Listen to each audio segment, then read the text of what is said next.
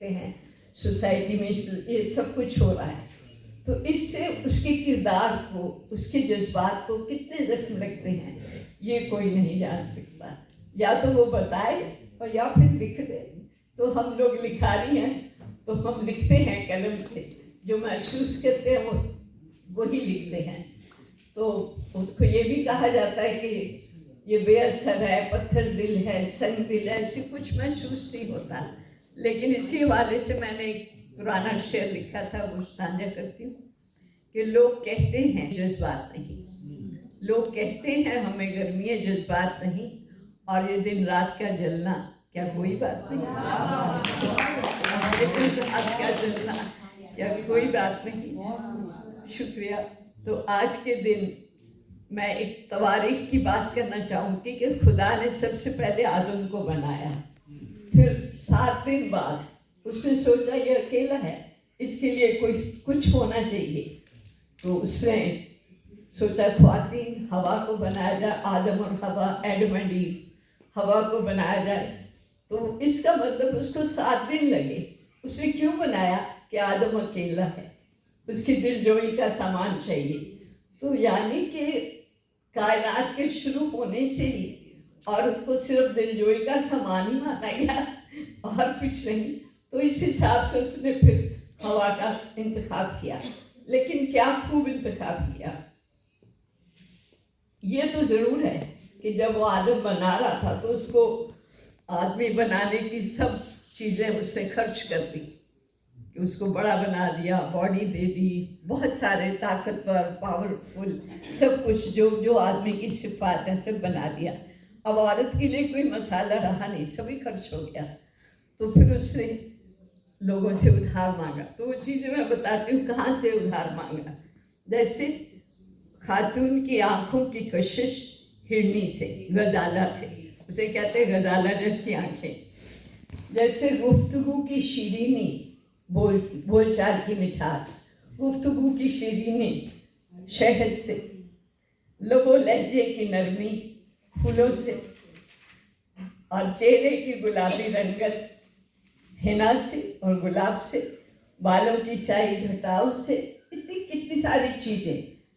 یعنی کہ اس سے قرضہ لیا ان سب سے اور ایک مجسمہ تیار کیا، اور ایسی نایاب چیز تیار کی جس کو اس کا ماسٹر پیس کہا جاتا ہے.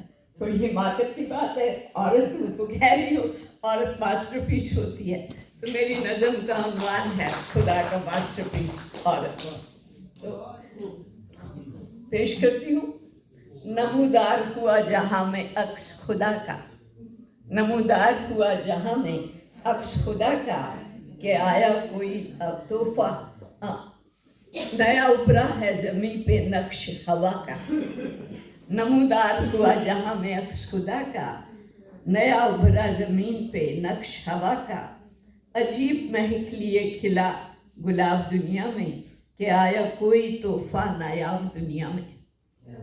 خدا نے فرصت سے اپنا کینوس کھولا، بچھا بساط پھر خود سے ہی جملہ بولا.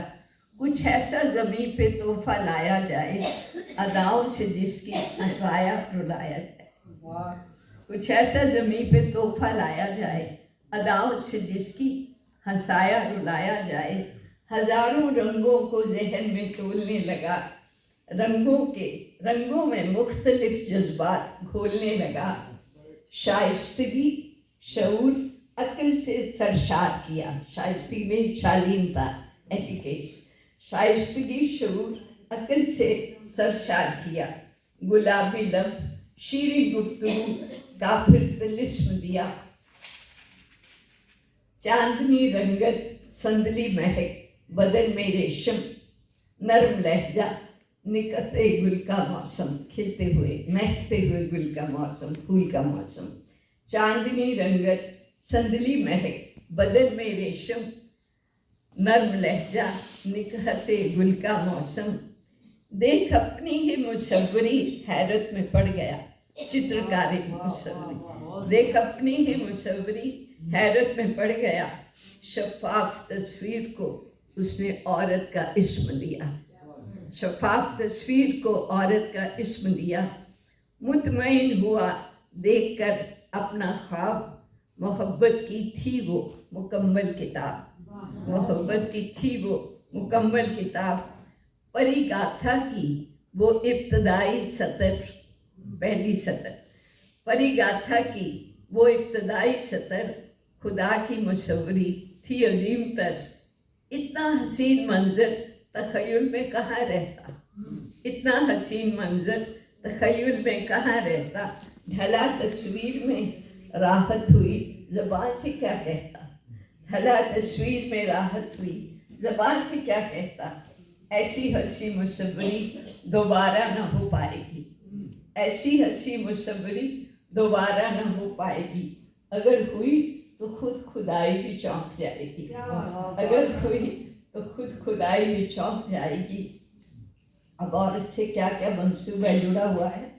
تجھے سے اے عورت خاندانی عناصر قائم، جس کو ہم ویلیو سسٹم بولتے ہیں، سنسکار، تجھے سے اے عورت خاندانی عناصر قائم، رفاقت روایت رشتے گھر قائم، رفاقت روایت رشتے گھر قائم، تو گل عورت ہی کے سبب رنگین خلقت کی زندگی، گل عورت کے ہی سبب رنگین خلقت کی زیست، زہے قسمت ملا زمیں کو خدا کا ماسٹر پیس، زہے قسمت ملا زمیں